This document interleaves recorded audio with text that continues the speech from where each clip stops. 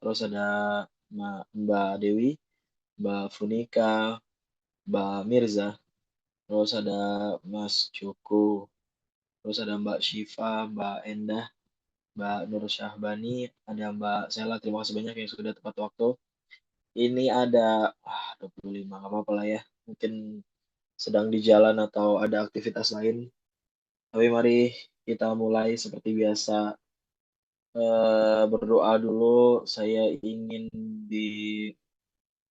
dibantu Mas Iqbar. Mas Iqbar, silakan Mas Iqbar. Baik Pak, sebelum mengawali perkuliahan pada pagi hari ini, langkah baiknya kita berdoa. Berdoa menurut kepercayaan masing-masing, berdoa dipersilahkan.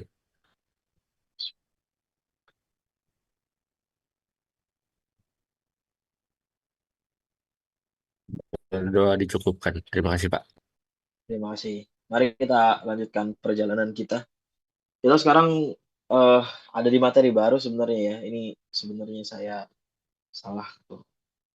Tapi sebenarnya pada hari ini kita akan ngebahas tentang vektor fungsi. Oh benar nih, saya nggak baca fungsi. Saya pikir ini masih yang kemarin. Sorry. Nah sekarang kita ngomongin tentang vektor fungsi. Jadi kalau misalnya kita mau apa namanya, kita mau breakdown dulu gitu ya. Jadi kalau yang kemarin itu kan kita ngomongin tentang operasi ya, operasi pada vektornya. Terlebih kemarin kita ngebahas tentang dot dan juga cross product ya. Ini produk. Nah, sekarang kita mulai masuk ke namanya vektor fungsi. Nah, fungsi pada dasarnya fungsi ini kan kayak sebuah apa namanya ya? Sebuah interaksi antara tiap sumbu gitu. Jadi kalau kita punya X, di sini punya Y. Nah, ini biasanya kita bilangnya adalah fx kan. Nah, si fungsi ini yang nantinya akan membuat fungsi dependennya itu eh, apa namanya membuat fungsi dependennya itu memiliki nilai gitu. Jadi kalau misalnya kita punya fungsi fx sama dengan x kuadrat lah misalnya gitu. Nah, si fx-nya ini kan sebenarnya adalah fungsi dependen kan atau fungsi terikat gitu ya. Terikat sama siapa? Terikat sama si x-nya. Nah, si x-nya ini kan dia akan terserah kan, akan menjadi apa namanya fungsi lagi variabel dependen, variabel dependen gitu ya. Independen maksud saya, independen. Nah, karena dia menjadi variabel independen, jadi nanti dia x-nya berapa gitu ya, x-nya berapapun nanti bakal ter apa namanya itu ya, terikuti gitu ya sama si eh, fungsi dependennya gitu. Jadi ini adalah sebuah fungsi yang nantinya ini adalah sebuah gambaran yang nantinya kita bakal ngelihat nanti gambaran di grafiknya itu seperti apa gitu. Jadi kalau misalnya ini S1, 2, 3, nah nanti dia akan sangat tergantung kan sama si fungsinya itu sendiri atau dia bakal tergantung sama si X-nya itu sendiri karena kan dia dependen ya. Berarti dia bakal gini misalnya. Nanti garisnya akan jadi kayak gini. Nah, sebenarnya dengan konsep yang sama juga, vektor akan memiliki fungsi, gitu ya. Cuma bedanya, kemarin kita udah bilang ya, si vektor itu akan selalu ngomongin tentang dua, yang namanya perpindahan sama ngomongin tentang arah.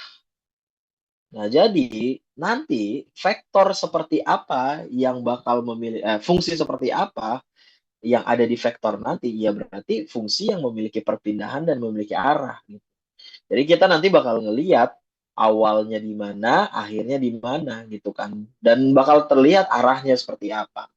Tentu lagi kita bakal ngebahas tiga sumbu kan. Sumbu Z, sumbu J, sama sumbu I ya. Salah terbalik saya. I dulu. Iya betul ya? Betul ya? J sama I ya? Ya betul. Ini adalah sumbu daripada, oh kan salah saya kan. Salahnya di sini ternyata. Sumbu IJK. Ini adalah sumbu Z-nya, ini adalah sumbu Y-nya, dan ini adalah sumbu X-nya gitu. Nah, nanti dari ini semua kita bakal ngelihat posisinya, dan juga kita bakal ngelihat eh, bentuk-bentuk lainnya lah gitu dari si fungsi vektor ini sendiri. Nah, kalau di buku ini tuh nggak ilustrasiin bahwa sebenarnya setiap rotasi benda langit gitu ya, setiap perpindahan benda langit itu, setiap pergerakan benda langit itu memiliki perpindahan dan juga arahnya gitu. Nah, berarti ilustrasi si Kepler ini berarti ini memperlihatkan kita pada satu konsep, yaitu konsep vektor fungsi. Itu. Jadi pergerakan benda langit itu adalah salah satu cerminan daripada vektor fungsi itu sendiri. Nah, nanti si vektor fungsi ini akan selalu ada di bilangan real gitu. Karena apa harus ada di bilangan real? Karena yang namanya arah, ini pasti akan ada titiknya gitu. Yang namanya arah dan pindahan ini akan selalu selalu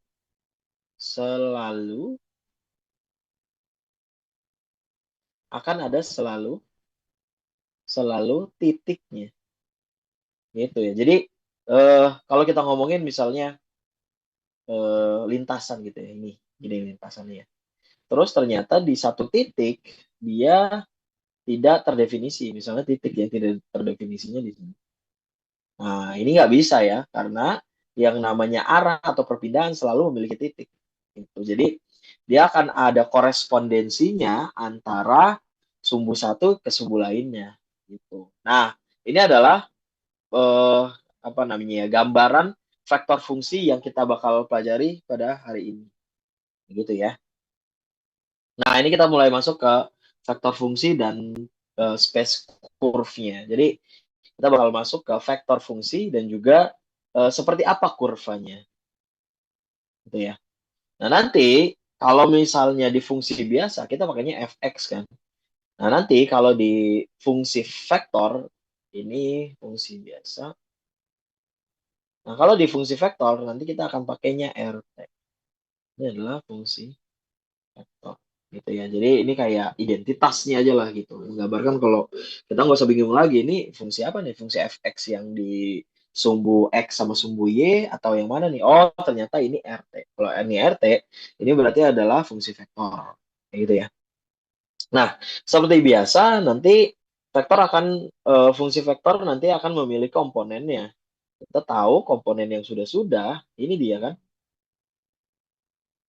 Yang mana ini nanti akan menjadi fx, gx, hx gitu, atau ini x, y, z gitu ya. Ini akan memiliki fungsi masing-masing. Nah, karena tadi kita ngomongin tentang bilangan real ya, memiliki bayangan dari daerah asal atau dari domain ya, asal memiliki bayangan dari daerah asal selalu ya, selalu memiliki bayangan dari daerah asal. Jadi dia harus menjadi fungsi yang kontinu. Nah, kalau mau dijadikan fungsi kontinu, berarti kita harus memastikan semua bilangan yang terjadi di fungsi itu akan selalu ada titiknya. Kalau selalu ada titiknya, berarti kan kita harus mereview kan setiap fungsi yang bakal terjadi gitu. Kayak kita punya X-nya sama dengan T pangkat 3. Berarti kalau T pangkat 3 ini oke lah di semua fungsi, di semua titik. Berarti ini dari minus tahingga sampai tahingga oke gitu ya. Nah, paling ini di sini nih yang kita nggak bisa dan harus kita cari apa namanya intervalnya. Nah, kalian harus tahu kalau ln itu tidak boleh kurang dari 0. Itu ya, si len ini tidak boleh kurang dari 0. Kenapa? Karena kalian harus tahu, kita punya E, eh, tiba-tiba saya lupa, sebentar. Len X sama dengan E pangkat X. Nah, gitulah ya. Nah, ini dia. Bentukannya tuh sebenarnya seperti ini. Len X sama dengan E pangkat X. Nah, ini adalah sebuah kesamaan yang sudah itu ya, sudah apa namanya? Sudah mutlak gitu ya. Nah, kita tahu bilangan berpangkat itu tidak mungkin menjadi minus kan? Gitu kan? Tidak mungkin kayaknya saya salah deh sebentar. Saya coba searching dulu. Tiba-tiba saya lupa. Kesamaan len.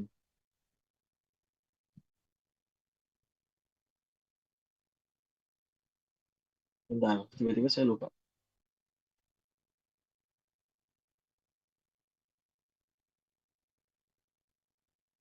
Len.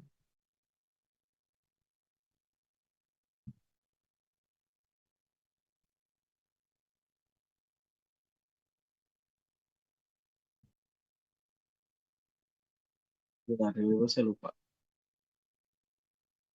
Eh, oh, salahkan saya. Oh, benar, benar, benar. Sebentar.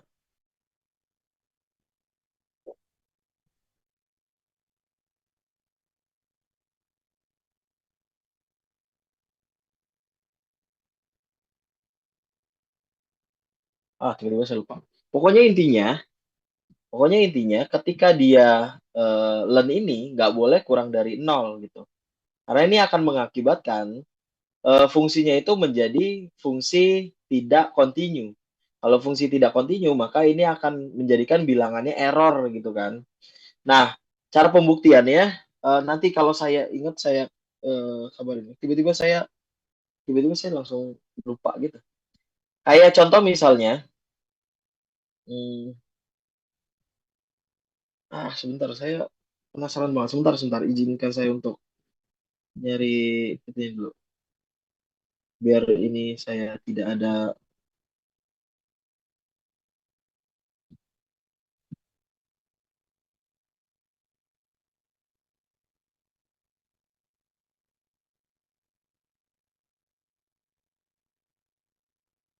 Oh, gini, gini, gini.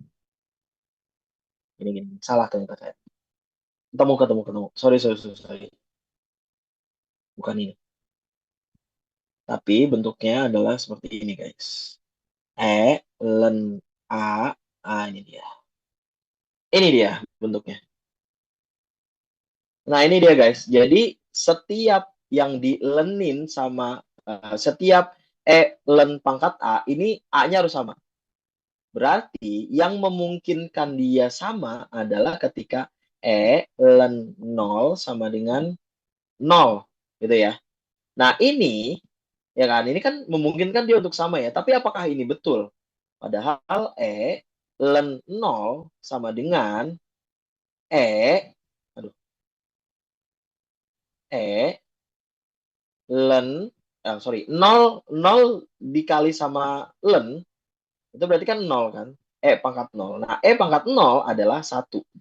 Gitu kan? Nah, ini nggak boleh nih. Nggak akan terjadi kalau 1. Makanya, E-nya itu harus len-nya si len X, ini X-nya harus lebih besar daripada 0. Nah,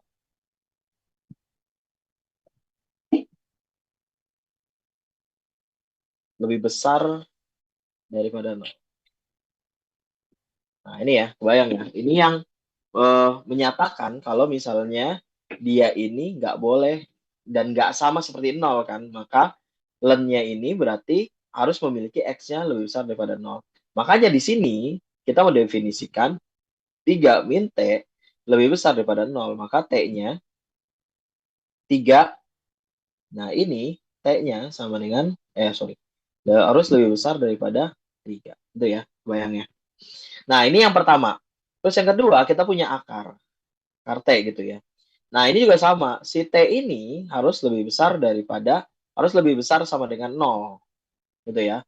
Karena kalau misalnya akar 0, ini masih boleh 0. Tapi kalau kita punya akar minus 1 misalnya. Nah, ini tidak terdefinisi. Tidak terdefinisi. Kayak gitu ya. Jadi kita harus memiliki semua nilai dan semua harus terdefinisi gitu. Nah, dari situ maka kita punya dua batas kan. Batas yang pertamanya ini, mana sih? Batas pertamanya ini, batas keduanya ini harus lebih besar sama dengan 0. Makanya di sini dikasih taunya gini kan. Nanti ini adalah ini bakal terjadi kalau misalnya dengan interval lebih besar sama dengan 0 dan lebih kecil sama dengan 3 gitu. Walaupun sebenarnya yang tadi T pangkat 3 ini memiliki semua titik ya, tapi kan nggak boleh. Harus memiliki satu lintasan yang terdefinisi di semua titik kayak gitu. Makanya di sini kita harus ngasih tahu kalau fungsinya itu harus eksis atau harus ada. Jadi kalau misalnya kita masukin limit T mendekati A gitu, suatu titik kita masukin, nah ini semuanya terdefinisi atau ada kayak gitu ya. Contoh misalnya kita punya ini, kita punya disuruh cari limitnya T lebih besar, T mendekati 0. Nah, di mana fungsinya ini ya, ini untuk si X, ini untuk si Y, dan ini untuk si Z. Nah, ini kita masukin T-nya. Sorry, ya kita masukin T-nya. Dengan T-nya sama dengan 0 kan. Kita masukin, nah, nanti endingnya adalah sisanya tinggal ini dia. Gitu. Nah, karena ini kan bakal habis kan. 0, min 0. Maka ini 0 dikali 1 kan. Hasilnya adalah 0. Kayak gitu ya. Maka ini adalah titik yang ada di 0. Gitu. Ketika T-nya sama dengan 0. Nah, nantinya berarti kita akan memiliki parameter masing-masing, di mana X-nya itu adalah yang mewakili suatu titik, Y-nya itu yang mewakili suatu titik, dan Z-nya itu mewakili satu titik. Yang penting dia harus continue di A. Gitu. Dia harus continue di bidang itu sendiri. Nah, kalau misalnya seperti itu, berarti kita akan memiliki parameter tersendiri kan, atau kita akan memiliki persamaannya sendiri seperti ini yang di nomor selanjutnya. Nah, jadi kita punya ini. Fungsinya adalah 1 ditambah T, 2 ditambah 5T, terus minus 1 ditambah 6T. Ini Y, ini Z gitu ya. Nah, parameternya ini kan. Gitu. Dan nanti kalau misalnya, nah inilah kemarin kenapa akhirnya saya memberikan buku ke kalian ya, yang buku yang saya pakai.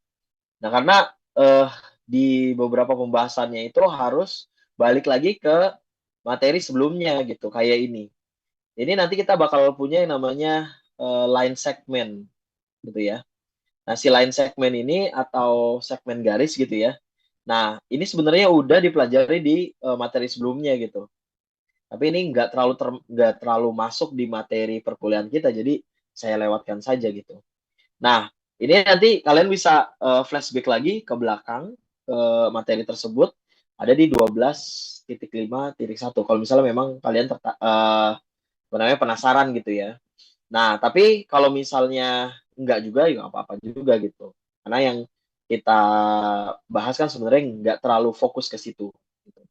Nah, juga ini kayak ini adalah pertemuan kita yang pertama kalau kalian masih ingat. Jadi si X-nya sama dengan T pangkat 2 min 2T yang nantinya bakal punya apa tuh namanya? Bakal punya lintasan sendiri. Terus Y-nya sama dengan T plus 1 gitu. Apa kalian masih ingat? Misalnya T-nya sama dengan 0 misalnya. Ketika T-nya sama dengan 0, maka yang terjadi X-nya sama dengan 0. Ketika T-nya sama dengan 0, maka yang terjadi adalah apa namanya? Y-nya sama dengan 1. Gitu. Jadi nanti ini bakal terlihat di apa namanya? Di kurvanya gitu. Ketika T-nya 0, berarti yang terjadi Y-nya, X-nya sama dengan 0, Y-nya sama dengan 1. Jadi kayak gini lah soalnya.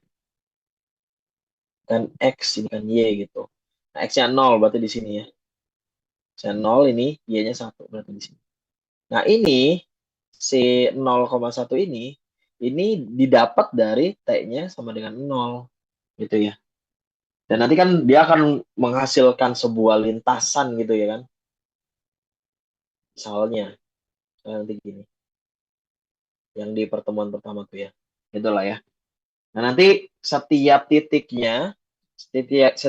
X sama Y-nya ini akan menghasilkan akan dihasilkan eh, titik X dan titik Y gitu dari si sumbu T itu sendiri. Jadi kan kita tahu kalau misalnya, oh bukan sumbu ya, tapi variabel. Nah, si T ini kan berarti kita tahu kalau dia berarti independennya nih. Nah, si X sama si Y itu adalah dependennya. Nah, tapi kan pada saat ini kan kita lagi ngomongin yang 3 dimensi kan. Jadi nggak terlalu masuk ke sana.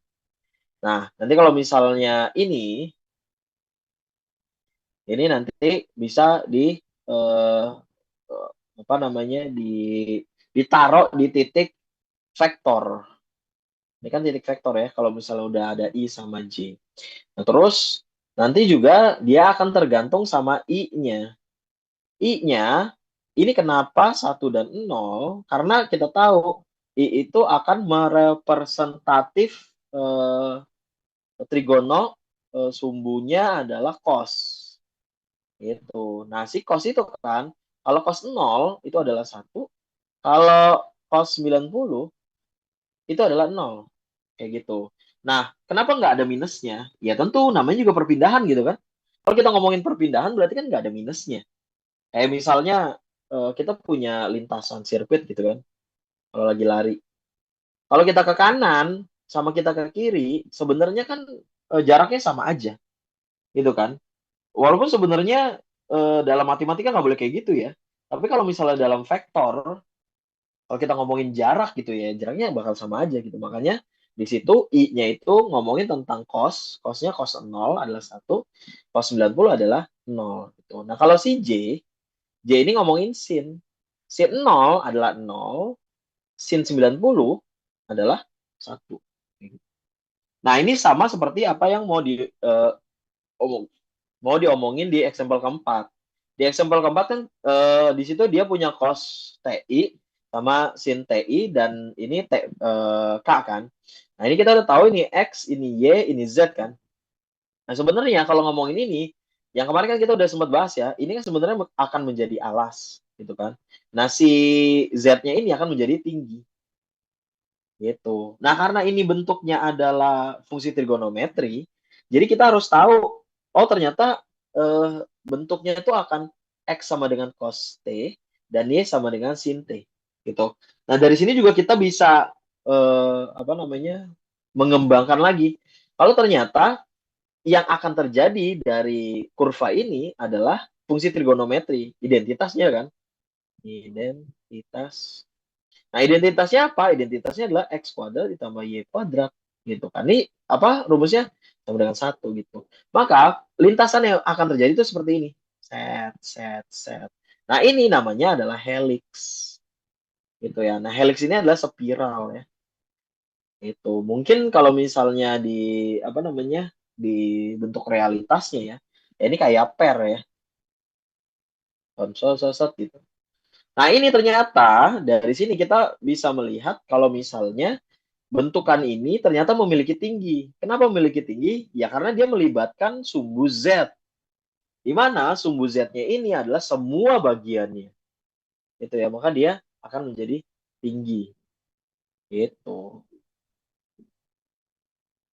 Nah, ternyata kalau misalnya dikulik lagi, ternyata DNA pun seperti itu, guys.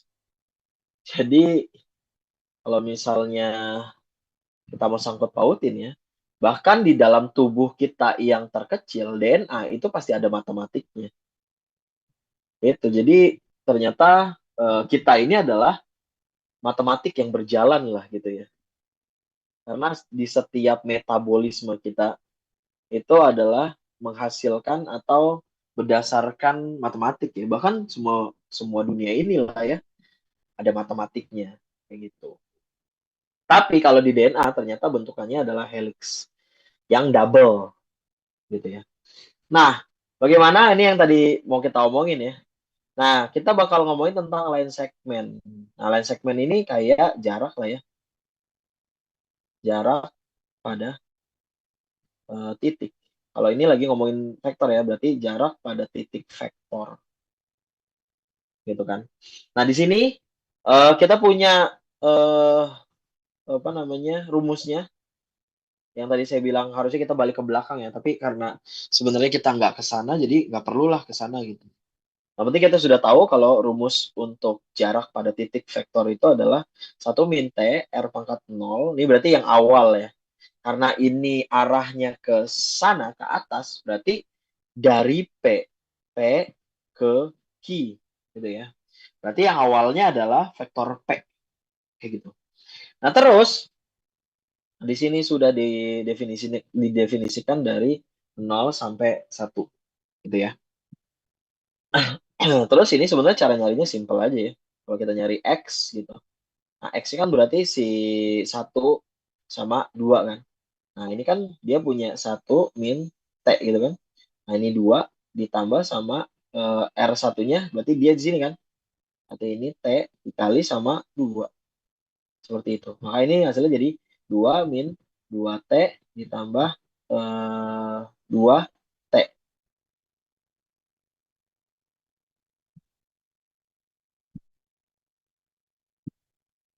Ya, berarti nanti akan menghasilkan, sebentar, ada yang salah nih kayaknya. Oh, 1 deh. 1 konsennya. 1, terus ini min T. Berarti nanti untuk si X-nya sama dengan 1 min plus T ya. Gitu. Nah, si X-nya juga sama si Y-nya, sama si Z-nya dengan cara yang sama ya. Maka kita punya parametriknya adalah ini. Ini, ini. Gitu ya. Nah, nanti kita akan juga memiliki bentuk-bentuk lainnya. Bentuk vektor lainnya. Ini yang nanti juga bisa di intersection atau diiris ya. Diiris. Nah, di iris ini kan berarti dia akan berpotongan dari fungsi si X kuadrat sama dengan 1, X kuadrat ditambah Y kuadrat sama dengan 1, dan juga fungsi Y ditambah 2 Z. Gitu ya. Jadi nanti gambarannya seperti ini. Tentu ini pasti pakai aplikasi lah ya. Aplikasi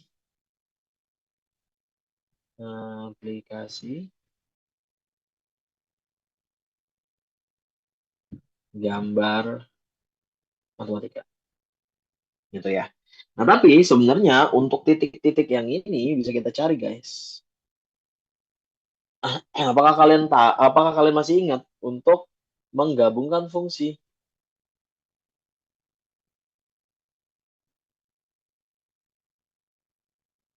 Ya kan, ini kan kita punyanya adalah X, Y, Z gitu kan. Nah, kalau pakai fungsi yang pertama, X kuadrat tambah Y kuadrat sama dengan 1 gitu kan. Nah, ini kan sebenarnya bisa-bisa aja. Sebenarnya bisa-bisa aja ketika ini ngomonginnya adalah 0 sampai 1 aja ya. Ketika misalnya X-nya 1 gitu. Kalau X-nya 1, berarti Y kuadratnya sama dengan 0 kan. Berarti Y-nya sama dengan 0. Berarti ini ketika X-nya sama dengan 1. Gitu ya, kebayang ya. Berarti kalau misalnya X-nya sama dengan 0, berarti 0 ditambah Y kuadrat sama dengan 0. Berarti ketika X-nya 0, si Y-nya juga bakal jadi 0. Kayak gitu, gengs. Ketika Y-nya 0, X-nya jadi 0. Nah, tapi kan kita punya 3 titik kan, atau 3 sumbu kan, yaitu adalah X, Y, Z gitu. Nah, berarti kita harus bikin parameter baru atau persamaan baru. Kita bikin aja persamaan barunya. Berarti ini X kuadrat ditambah Y kuadrat sama dengan 1. Nah, ini kita rubah aja menjadi Y kan. Berarti Y sama dengan 2 dikurang Z.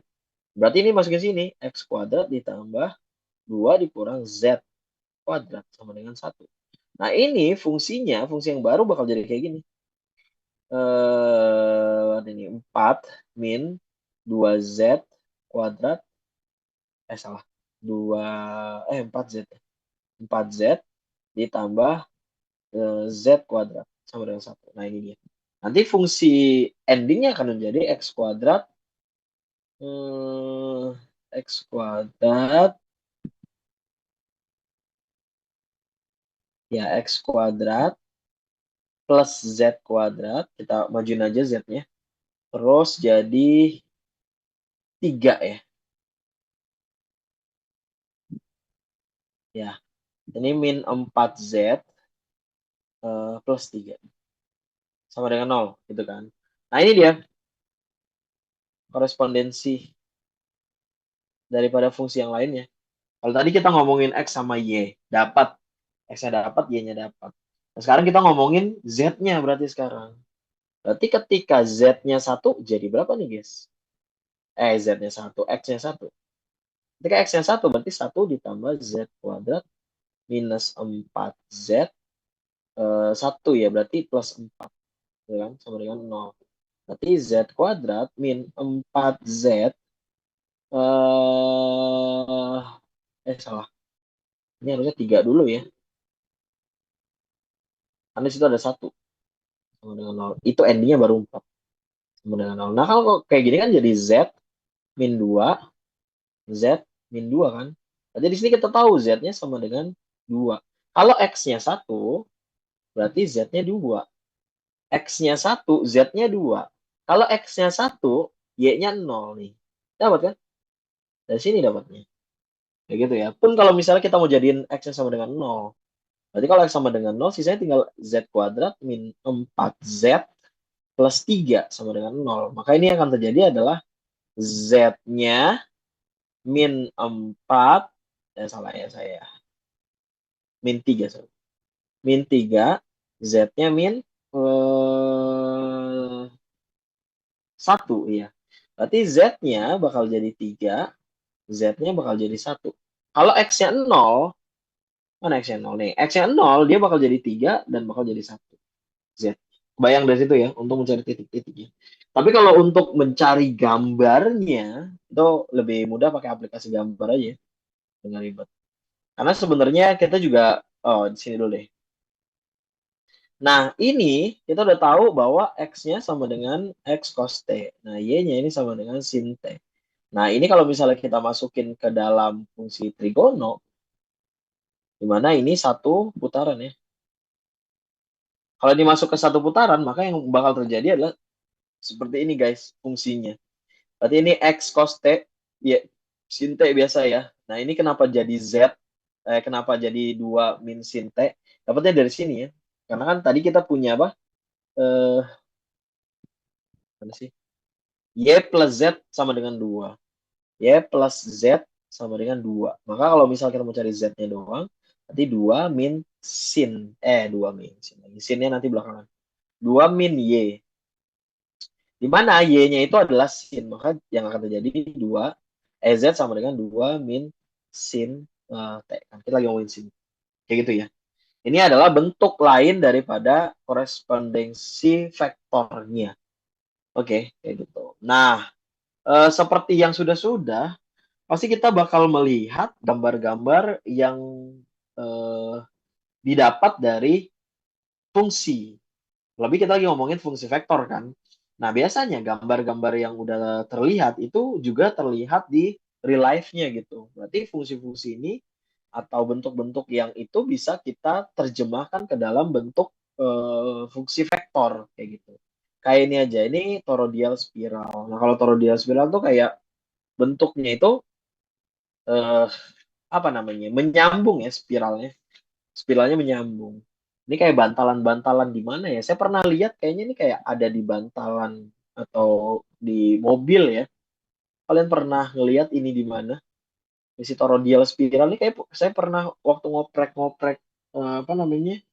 Ngoprek-ngoprek mobil kayak saya pernah lihat. Ini kan kayak per gitu kan. Sebenarnya kalau lebih simpel aja ini kayak ini kan, kayak iketan rambut kan. Iketan rambut. Bentuknya kan gitu kan. Nah, gitu. Ada nih iketan rambut yang kayak gini. Nah, kalau ini trefoil knot. Kalau trefoil knot ini kalau bentuknya tuh kayak simpul disimpulin lagi gitu. Penggabungan penggabungan beberapa simpul beberapa simpul yang menghasilkan simpul lagi yang menghasilkan simpul kembali kayak gitu. Jadi ini kayak bentuk apa ya kalau saya lihat di handphone tuh kayak bentuk eh apa sih namanya keong gitu ya. Foil. Ya, bukan kayak keong sih. Kenapa saya tiba-tiba mikir yang ke keong ya? Jadi yang bentuknya kayak gini nih guys. Hmm, Mana sih gini, gini. Nah gitu. Bentuknya gitu ya si trefoil ini. Trefoil. Nah bentuknya gitu. Simpul menghasilkan simpul. Ini kan sebenarnya dapat dari simpul ini. Terus dia disimpulin lagi. Jadi simpul lagi gitu. Jadi iketan lagi. Nah nanti juga ada yang namanya twisted cubic. Jadi si twisted cubic ini kalau misalnya bentuknya atau fungsinya itu adalah T, T kuadrat, T pangkat 3. Kalau si twisted cubic itu dia lebih kayak gini ya guys. Lebih kayak, apa tadi, lebih kayak helix. Cuman dia nyilang gitu. Ini ke sini, ini ke sini. Nah nanti ini jadi kayak gini. Tapi bentuknya tuh kayak gini ya. Salah saya. Masih si helix tadi. Pakai ini aja. Ini. Gimana sih? Sulit kalau gambar-gambar. Gimana sih? Pokoknya bentuknya helix lah ya. Oh gitu. Ini, gitu ya. Oke, bentuknya helix. Bentuk seperti helix. Gitu ya. Jadi, kalau misalnya kita memiliki fungsi, terus ternyata kalau digambar tuh fungsinya tuh kayak memiliki pola gitu. Nah, biasanya itu akan direkam atau akan ditulis sebagai kayak apa ya? Kayak penemuan matematikanya gitu yang ada di eh, materi tersebut atau di fungsi kan kita lagi ngomongin fungsi kayak gitu. Itu ada twisted cubic, ada toroidal spiral, ada trefoil knot. Nah, sekarang kita mulai masuk ke derivatif dan integralnya. Jadi sebenarnya yang kita mau pelajari kan sebenarnya fungsi ya kan. Sebenarnya fungsi itu yang tujuannya itu ke turunan dan juga ke integral. Nah, si turunan ini nanti bakal ngomongin tentang apa namanya posisinya juga ya. Atau nanti kita bakal ngomongin tentang titik ekstrimnya. Nah, titik ekstrim ini yang nanti ada maksimum sama minimum. Kayak gitu ya. Nah, kalau si integral, sebenarnya ini lebih ngomongin, ya sama sih posisi juga ya. Posisi juga. Tapi si integral ini nanti bakal bisa ngomongin tiga juga deh. Kayaknya ada satu lagi. Ngomongin luas dan volume. Gitu ya. Nah, si integral ini juga nanti bakal ngomongin si anti derivatifnya atau si anti turunannya. Gitu ya. Jadi eh apa namanya? Alurnya tuh kayak gitu. Oke. Nah, ini si derivatif atau si turunan ini nanti kita bakal punya namanya unit tangen gitu ya. Nah, si unit tangen ini bentuknya kayak gini. Nah, ini nanti bentuknya adalah posisi ya. Ya, ini nanti bentuknya adalah posisi. Posisi atau bukan ya? Sebentar, saya tiba-tiba ngebleng. Ya, bentuknya adalah posisi ya. Ya, bentuknya posisi.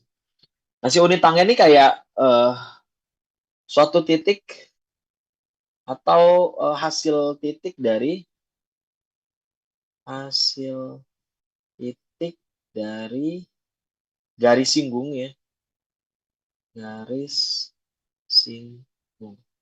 Nah, sebenarnya kan kalau kita ngomongin derivatif atau turunan itu sebenarnya konsep awalnya itu kan dari garis singgung kan. Nah, ketika si garis singgung itu didapat, baru kita punya konsep yang namanya turunan itu sendiri. Nah, turunan itu sendiri ternyata berkembang kayak tadi saya udah katakan ya, itu bisa ke titik ekstrim dan segala macamnya.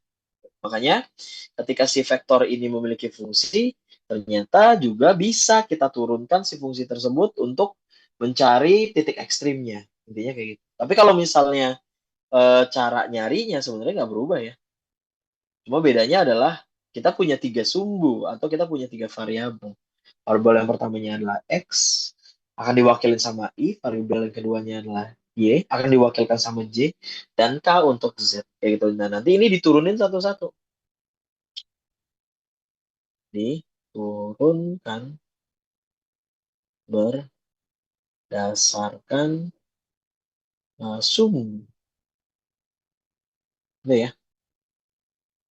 Nah, contoh misalnya ini, kita disuruh nyari derivatifnya atau turunannya. Terus habis itu kita disuruh nyari unit tangennya. Ketika dia ada di titik 0, gitu ya. Nah, ini seperti biasa ya. Oh, kita punya X-nya, ini 1 ditambah T pangkat 3. Nanti X, apa namanya, X turunannya, itu bakal jadi T 2, sorry, 3 T kuadrat. Gitu ya. Terus kalau kita punya, paling yang, ya ini nih yang rada sedikit ribet ya. 1 min T dikali, itu mah udah hasilnya ya. Udah hasilnya itu. Bentuknya itu adalah T, E pangkat min T. Gitu ya. Nah ini kan sebenarnya adalah eh, bentuk 2 kan, UV kan. Nah ini rumusnya adalah U aksen V ditambah V aksen U. Kayak gitu. Berarti eh, U-nya sama dengan T, berarti U aksennya sama dengan 1. Terus V-nya sama dengan E pangkat min T. Terus V aksennya itu sama dengan min E eh, min E pangkat min T. Kayak gitu ya. Terus baru kita masukin ke rumusnya kan. Ini U-nya itu adalah T kali sama V. V-nya adalah E min T. Ya. Terus habis itu terus habis itu ditambah sama min E min T dikali sama T gitu. Kayaknya ada yang salah deh. Oh, ini U aksen. Kali ya. Nah, gitu. U aksennya itu adalah 1 kan. Jadi masukin tadi T gitu. Nah, ini kan sama-sama punya T. Berarti kita keluarin aja. Ini jadi minus ya. T, E. Pangkat minus. Sama dengan. Ini jadi 1 plus, minus T. Kayak gitu. 1 minus T. Kayak gitu ya. Nah, juga yang terjadi ketika kita punya sin 2T. Nah, ini Y-nya. Berarti Y aksennya, oh bukan Y itu Z ya.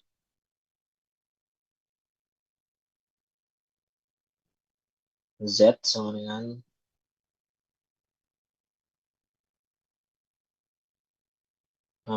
ya ini Z. Nah ini karena dia punya 2T kan, berarti duanya diturunin dulu. Sin, sorry, sin, ini cos turunannya. 2 cos 2. Kayak gitu ya. Nah nanti dari sini kita masukin 0 ya. Ya kita masukin 0 ya. Ternyata ini kan jadinya 3 0 kuadrat ditambah 1 min T, min 0 maaf, pangkat min ini apa ya? 0. Ya kan jadi 1 tadi ya. Nah, terus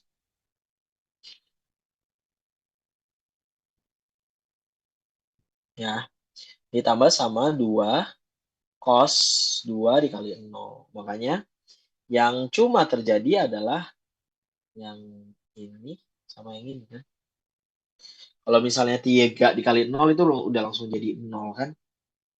Maka yang akan terjadi seperti ini ya guys. Rumusnya tadi udah kita dapatkan. Nah ini ya. Maka ini adalah si unit tangennya. Nah ini juga sama sebenarnya. Kalau kita disuruh skat aja.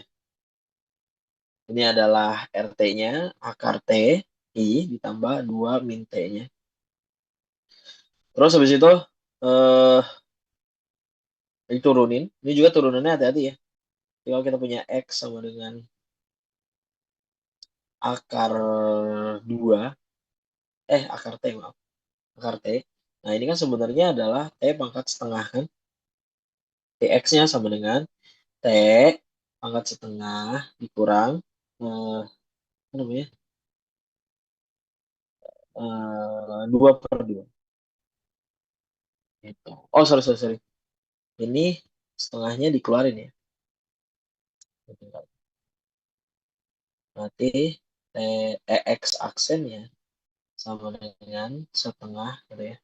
Makanya akan terjadi kayak gini kan. X aksennya sama dengan eh, setengah T pangkat minus setengah kan. Nah ini kalau dibalik, kalau dipositifin, akhirnya jadi satu, karena apa namanya pangkatnya min ya. Jadi satu, dua, eh, T setengah. Atau akar ya. Oh udah jadi. Ini jadi, dan tinggal masukin satunya, substitusi. Nanti yang bakal terjadi seperti itu ya. Sebentar, sebentar, sebentar. Bentar ya guys. Ya, orang tua saya lupa. Sebentar, sebentar.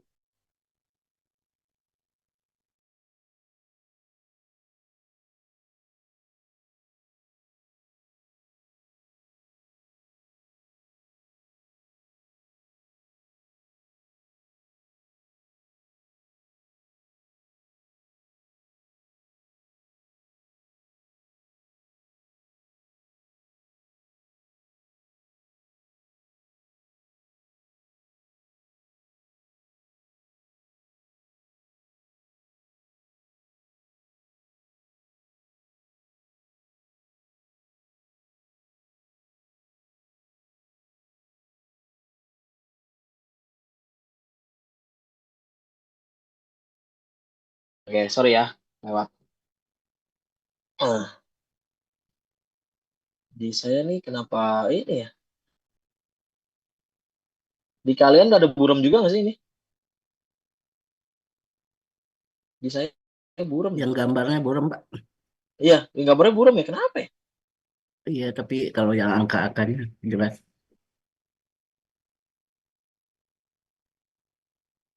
Nanti kalian tinggal lihat di itu ya.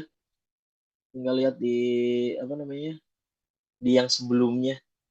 Di situ juga buram nggak? Saya kirim. Tadi di materi yang di kelas sebelumnya aman deh. Enggak kok nggak buram.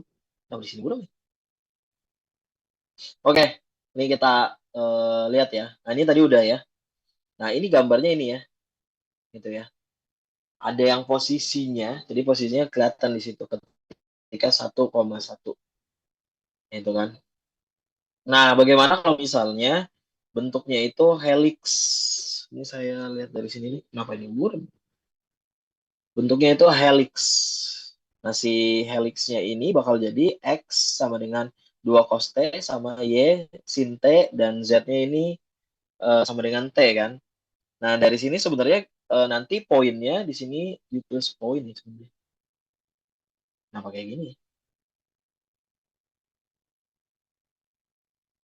Bawah-bawahnya juga nggak? Ah, bawah-bawahnya juga lagi. Ah, sebentar ya. Ini coba saya save dulu, terus saya buka lagi ya. Bentar, sebentar, sebentar. Masa bahasnya kayak gitu nanti sebentar. Saya save dulu.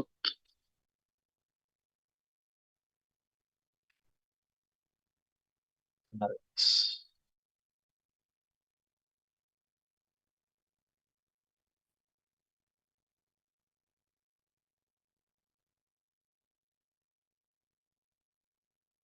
Ini saya keluarin dulu ya sebentar ya.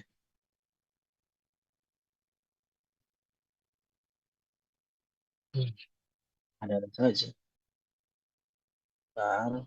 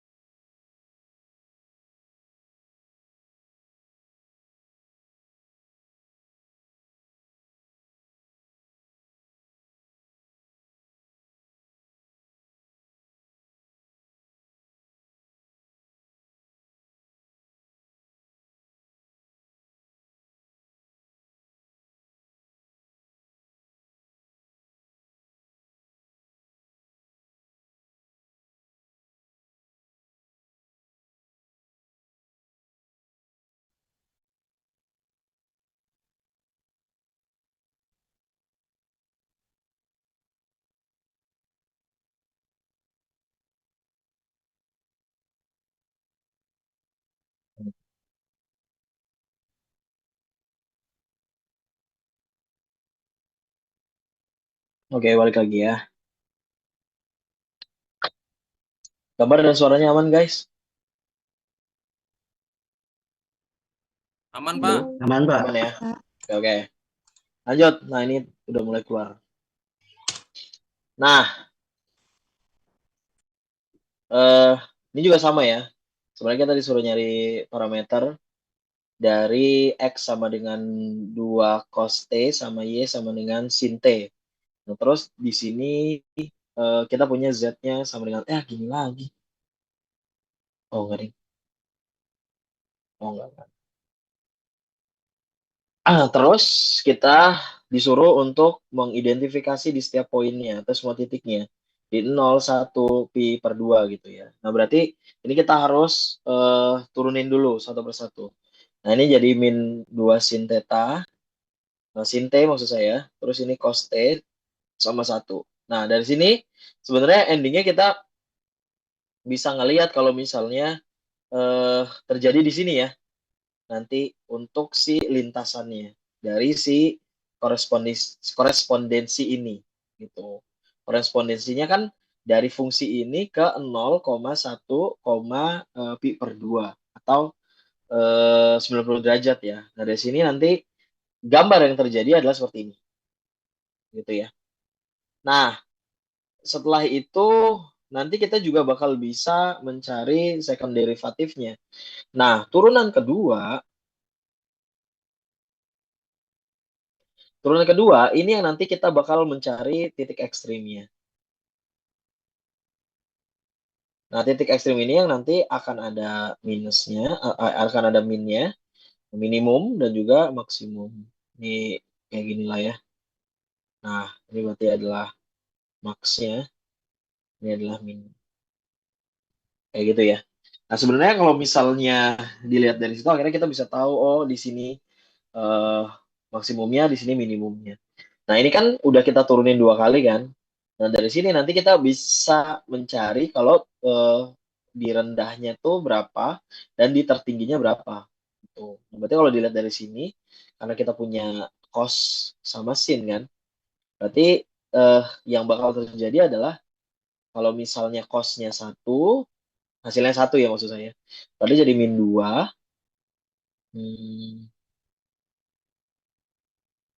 Untuk 0 ya. Berarti kalau misalnya kita coba ini langsung aja ya. Kita coba ini T-nya sama dengan 0. Kalau T-nya sama dengan 0, maka cos-nya kan minus 2 dikali 1. Terus ini minus sin T, maka ini jadi 0 kan. Terus ini juga jadi 0. Nah ini ketika dia T-nya sama dengan 0. Bagaimana kalau misalnya T-nya sama dengan 90 derajat? Kalau 90 derajat, terbalik cos-nya yang bakal jadi 0. Terus sin-nya bakal jadi minus 1, dan si 0-nya bakal jadi 0 kan. Nah ini nanti bisa dilihat dari di sini. Ketika X-nya sama dengan minus 2 gitu ya. Nah ini X-nya kan. Nih X-nya sama dengan minus 2. Ini bakal terjadi 0, 0, 0. 0, 0. Y-nya 0. Sini ya. Ini ya. Ini kan Y. Y-nya 0, Z-nya 0 kan di sini. Jadi ini bisa ditarik ke sini. Nah, gitu. Kan Y-nya 0, Z-nya 0. Terus ketika Y-nya minus 1. Y-nya minus 1 kan di sini kan. Y-nya minus 1, X-nya berarti jadi 0. Ke sini dia nih, X-nya. Gitu ya. X-nya jadi 0. Oh, sorry, sorry, sorry. X-nya ke sini. Nah, gitu. Dan si Z-nya jadi 0. Begitu ya. Jadi itu yang akan bisa kita cari. Maksimum atau minimum. Ekstrimnya ketika kita punya turunan kedua. Nah, untuk tata cara daripada turunannya sebenarnya nggak itu ya. Sebenarnya nggak beda jauh dari fungsi gitu. Akan tetap sama aja gitu, nggak berubah. Cuma bedanya kan kalau kita punya vektor, kita akan punya 3 fungsi ya, atau 3 sumbu, I, J, dan K. Nah ini nanti dituruninnya satu-satu.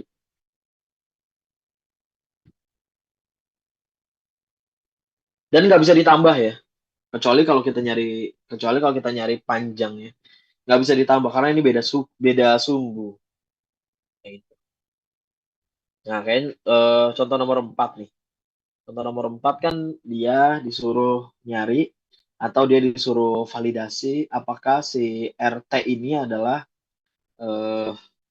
apa namanya, berada di semua T ya.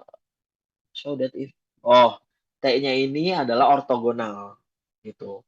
Nah, kita tahu kemarin kalau ortogonal itu adalah harus sama dengan 0 kan. Gitu. Nah, si C-nya ini berarti otomatis harus jadi 0 kan. Nanti R T dot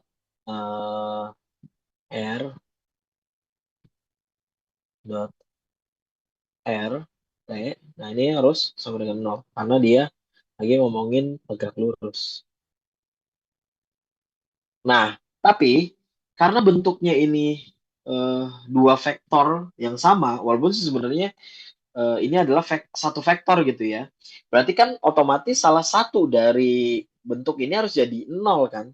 Tapi karena ini berasal dari satu vektor, maka ketika RT-nya sama dengan 0 ya berarti yang satunya juga 0. Maka kita bisa bilang kalau misalnya ini akan menjadi ortogonal atau menjadi eh, tegak lurus. Kayak gitu. Nah ini yang terakhir, kita ngomongin integral. Sebenarnya kalau integral yang di sini kan ngomongin tentang ini nih, anti derivatif.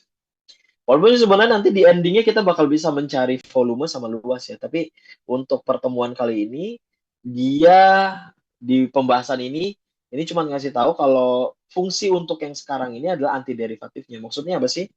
Maksudnya ketika kita punya X gitu ya, misalnya X-nya sama dengan X kuadrat gitu ya.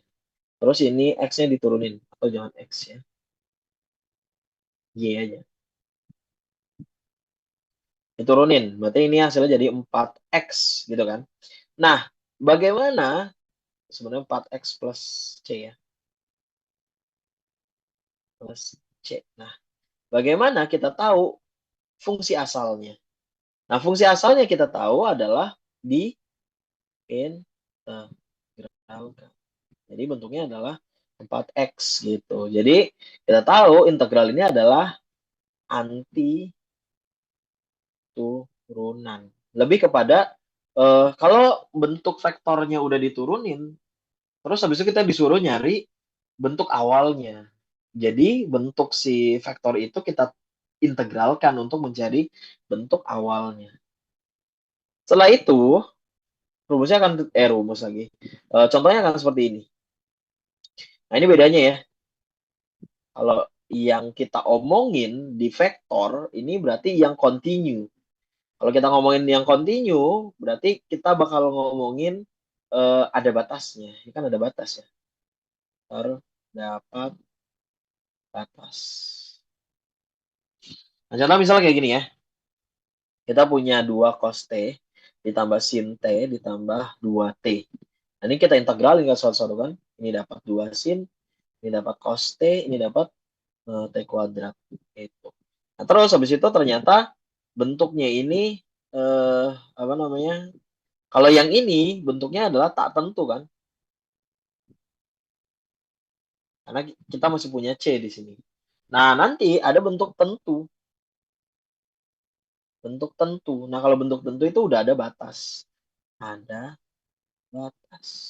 Ini batasnya ini. Sampai nanti dicari posisinya ada di sini. Kalau di sini kan posisinya masih belum tahu kan. Ditambah lagi ini sebenarnya apa namanya? Masih ada sin, masih ada cos gitu. Jadi posisinya belum tahu di mana. Tapi kalau kayak gini kan posisinya udah ketahuan. Ada di sekitar sini gitu. Ada di titik ini. Ketika di 2i, ketika di 1j, dan ketika di pi kuadrat per 4. Ketika k-nya. Itu aja untuk hari ini guys. Ya, itu aja untuk hari ini. Dan untuk tugas sebenarnya saya udah ngerjain gitu ya. Udah saya koreksi. Memang kemarin lupa untuk dikasih tahu ke kalian. Jadi tinggal dilihat aja linknya lagi. Nanti saya kasih tahu ke grup PBS. Itu aja untuk hari ini. Belum ada tugas. Jadi buat teman-teman yang sampai sekarang belum ngumpulin tugas, ya silakan dikumpulin aja gitu. Walaupun sebenarnya nilainya nggak bakal sempurna. Tapi daripada nanti pembaginya jadi banyak, misalnya mungkin ada 6 sampai 8 tugas lah gitu ya dalam satu semester ini.